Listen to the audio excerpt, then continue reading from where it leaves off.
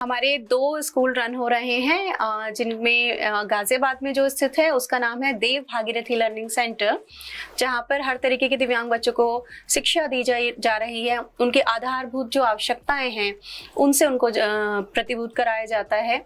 और दूसरा हमारा सेंटर है जो हमने भी रिसेंटली स्टार्ट किया है, वो साधोपुर एक गांव है, वहां पर शुरू किया है, क्योंकि हमें पता चला कि साधोपुर गांव के आसपास बहुत दिव्यांग बच्चे हैं जिनको शहर आना काफी मुश्किल होता है, तो ये सेंटर की शुरुआत हमने वहां पर करी।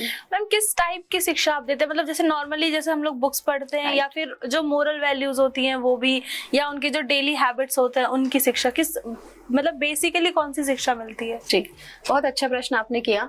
शिक्षा का जो एक रूप होता है ना, एक सामान्य बच्चे को देने के लिए एक हम सामान्य तौर पर एक शिक्षा देते हैं, मगर विशेष बच्चों को शिक्षा देने के लिए विशेष रूप ही धारण किया जाता है।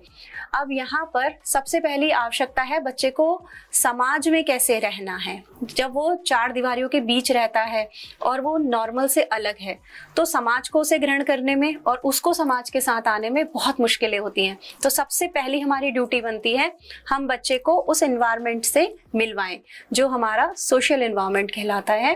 तो हम वहाँ से बच्चों का ये प्रक्रिया जो है शुरू करते हैं। एंड देन फिर जैसे एकेडमिक पर हम लोग आते हैं, उनको उनका शब्दों का ज्ञान कराना उस पर आते हैं। एंड देन फिर हम स्किल ट्रेनिंग की तरफ बच्चों को अग्रसर करते हैं, जो जिसमें काम कर सकता है।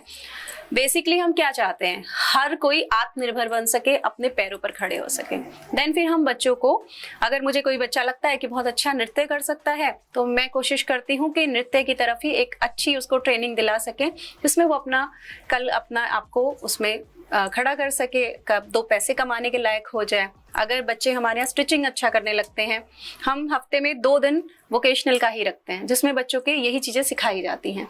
हमारे यहाँ 14-14 साल की लड़कियां हैं जो सूट सिलने में निपुण हो गई हैं, तो आने वाले समय में हो सकता है मनीष मल्होत्रा जैसे फैशन डिजाइनर हमारे यहाँ से बनकर आए।